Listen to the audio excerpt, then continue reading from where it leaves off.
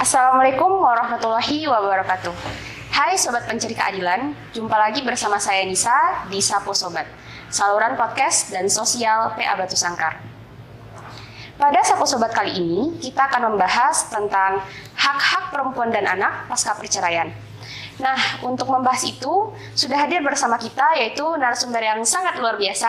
Beliau merupakan salah satu hakim perempuan, sekaligus menjabat sebagai Wakil Ketua PA Batu Sangkar, yaitu Yang Mulia Ibu Rina Eka Fatma. Selamat siang Ibu. Selamat siang Nisa. Sehat Bu? Alhamdulillah sehat. Terima kasih ya Bu sudah menyempatkan waktunya untuk hadir pada episode Sapo Sobat kali ini. Iya. Jadi gini Bu, akhir-akhir ini tuh banyak ditemukan perempuan dan anak itu pasca perceraian tidak terpenuhi hak-haknya Bu. Sebenarnya apa sih Bu yang dimaksud dengan hak-hak perempuan dan anak pasca perceraian itu? Iya. Jadi sebelum kita membahas tentang apa itu hak perempuan dan anak pasca perceraian, kita runut dulu kejadian sebelumnya gitu ya, sampai orang ini mau bercerai gitu ya. Jadi dalam kehidupan berumah tangga itu tidak selalu berjalan dengan mulus, rukun dan harmonis. Ada suatu keadaan tertentu yang menghendaki putusnya perkawinan. Ini dikhawatirkan jika perkawinan tersebut dilanjutkan akan membawa kemudaratan bagi anaknya. Kemudian terkait dengan putusnya perkawinan ini bisa kita lihat dalam pasal 38 Undang-Undang Nomor 1 Tahun 1974 tentang perkawinan dan pasal 113 Instruksi Presiden Nomor 1 Tahun 1991 tentang kompilasi hukum Islam. Jadi putusnya perkawinan itu yang pertama adalah kematian, meninggalnya suami atau meninggalnya istri. Yang kedua itu perceraian. Putusnya perkawinan itu atas kehendak suami, kalau biasa kita kenal yaitu cerai talak, atau atas kehendak istri, itu kita kenal dengan cerai gugat yang diajukan ke pengadilan agama. Dan yang ketiga atas putusan pengadilan. Jadi dalam putusnya perkawinan ini ada akibat hukum yang telah ditetapkan oleh peraturan perundang-undangan, terutama berkaitan tentang hak-hak yang harus dipenuhi oleh mantan suami kepada mantan istri dan anaknya. Jadi kalau kita lihat atau kita ketahui, pada dasarnya hak-hak perempuan dan anak pasca perceraian itu adalah hak-hak yang harus dipenuhi oleh mantan suami kepada mantan istri dan anaknya setelah terjadinya perceraian. Berarti hak-hak perempuan dan anak pasca perceraian itu akan didapatkan setelah terjadinya perceraian ya Bu? Iya. Nah kalau gitu apa aja tuh Bu yang termasuk dalam hak-hak perempuan dan anak pasca perceraian itu? Ya, yang pertama yang terkait tentang hak-hak perempuan pasca perceraian itu bisa kita lihat di pasal 149 kompilasi hukum Islam. Itu ada 5 haknya yang bisa dia tuntut dalam mengajukan perceraian. Yang pertama yaitu mut'ah. Mut'ah ini pemberian mantan suami ke istri yang telah dia jatuhi talak. Bisa berupa benda, uang atau yang lainnya. Kemudian yang kedua, nafkah selama masa iddah. Jadi suami harus memberikan nafkah kepada mantan istrinya selama istrinya menjalani masa iddah. Dan itu dikecualikan bagi istri yang nusyuz. Apa itu nusyuz? Ya, bisa kita ketahui nusyuz itu adalah suatu keadaan bagi seorang perempuan sebagai seorang istri yang tidak memenuhi kewajibannya kepada suaminya, bisa berupa tidak berbakti kepada suami baik secara lahir maupun batin. Untuk menentukan nusyuz atau tidaknya seorang perempuan sebagai seorang istri itu berdasarkan bukti-bukti yang sah yang diajukan dalam proses persidangan. Yang ketiga yaitu mahar yang terhutang yang secara seluruh atau sebagian apabila dia qabla dukhul. Kemudian yang kelima yaitu harta bersama. Jadi berdasarkan pasal 96 dan 97 kompilasi hukum Islam, apabila terjadi suatu cerai mati, maka separuh harta bersama menjadi hak pasangan yang hidup lebih lama. Sedangkan yang kalau dia cerai hidup, baik janda cerai atau duda cerai, dia memperoleh sebagian dari harta bersama. Nah, itu hak-hak perempuan pasca perceraian. Kemudian terkait tentang hak-hak anak, yaitu bisa kita lihat di pasal 105 kompilasi hukum Islam. Itu ada dua. Yang pertama tentang hak asuh anak atau biasa dikenal hadona. Jadi ketentuannya, jika anak itu belum mumayyiz atau belum berumur 12 tahun, itu hak ibunya. Nah, kalau dia udah mumayyiz dan umurnya telah di atas 12 tahun, itu hak anak lagi, hak anak untuk milih apakah dia diasuh oleh ibunya atau oleh ayahnya. Yang kedua yaitu biaya hadonah atau biaya hak asuh anak. Ini karena anak ditetapkan kepada ibunya, maka kewajiban nafkah atau biaya anak ini dibebankan kepada ayahnya sampai anak tersebut berusia 21 tahun. Wah, ternyata tuh banyak sekali ya Bu hak-hak dari perempuan dan anak itu pasca perceraian. Nah, kalau gitu apa sih Bu kaitannya MOU kita dengan Pemda Kabupaten Tanah Datar dengan tema kita yaitu hak-hak dari perempuan dan anak pasca perceraian ini Bu? Ya, nah itulah jalan yang dipilih atau diambil oleh Pengadilan Agama supaya hak-hak perempuan dan anak pasca perceraian itu bisa terpenuhi. Maka kita lakukan MOU dengan pemerintah Kabupaten Tanah Datar agar terpenuhinya hak perempuan dan anak pasca perceraian. Berarti sejak adanya MOU kita dengan Pemda Tanah Datar, jika ada mantan suami yang tidak melaksanakan hasil putusan nih Bu, atau tidak memenuhi dari hak-hak mantan istri dan anaknya, itu bisa dilakukan pemotongannya itu melalui gaji ya Bu? Iya, jadi ketika putusan pengadilan udah menetapkan adanya pemotongan terhadap nafkah anak atau nafkah istri, itu akan dipotong oleh bendahara gaji di tempat suaminya bekerja.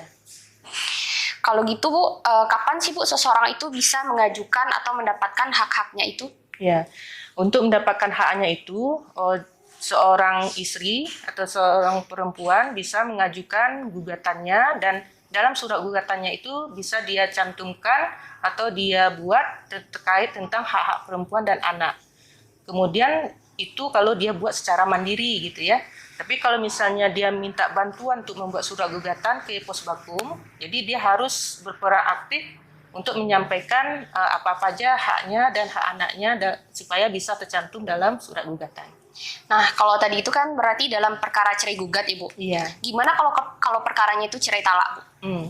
Kalau yang perkara cerai talak yang suami yang mengajukan cerai gitu ya, ada sebagian ketika mengajukan permohonan suami bersedia memberikan hak-hak perempuan dan anak dalam surat permohonannya, bisa terkait tentang nafkah idah, mud'ah atau hak asuh anak dan nafkah anak. Tapi ada juga sebagian tidak dicantumkan karena dia tidak bersedia memberikan hak tersebut gitu.